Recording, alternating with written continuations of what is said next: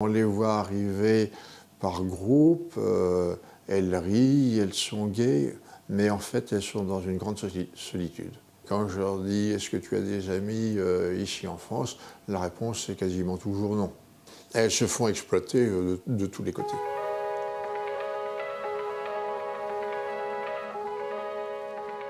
Oui, bien alors je suis Henri Marescot, j'étais militaire mais je ne le suis plus, j'ai quitté il y a 18 ans et je m'occupe de l'association Tamaris que j'ai fondée qui vient en aide à des personnes prostituées.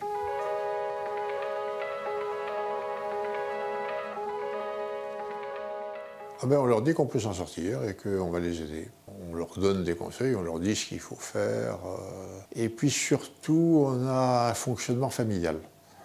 Familial, c'est-à-dire qu'on les traite comme, je dirais, comme si c'était nos enfants.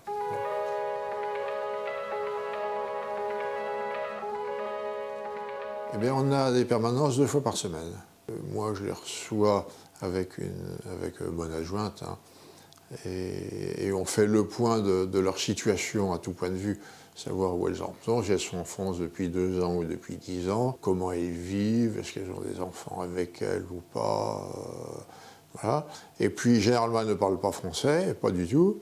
Une grosse part de notre activité, c'est de leur donner des cours de français. Je dis à mes collègues, il faut les encourager, même si elles nous agacent un peu, en ce sens qu'elles arrivent en retard, ou qu'elles sont absentes et qu'elles n'ont pas prévenu.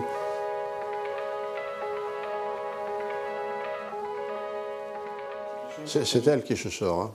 C'est elle qui se sort en faisant ce qu'on lui dit. Si on voit qu'elle est assidue, si elle fait des progrès en français, et on fait le point quand même régulièrement avec elle, hein, à ce moment-là, je leur dis, ben, toi, on demandera des papiers pour toi à la préfecture, il faut choisir la préfecture, vers telle époque.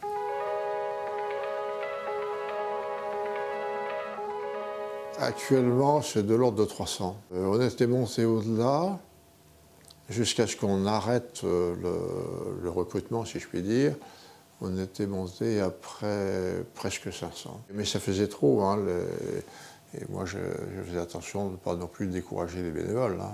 Quand il y a trop de monde, la salle d'attente est pleine à craquer. Alors d'ailleurs, il y a une question de sécurité, donc on y a mis bon ordre. Et puis les bénévoles n'arrivent pas à créer des liens avec les personnes qui les accompagnent. On est même obligé de leur refouler, hein, ce qui n'est pas agréable à faire, mais on avait fermé 15 jours pendant les vacances de Noël. Au retour, il y en avait 30 devant la porte. 30 nouvelles.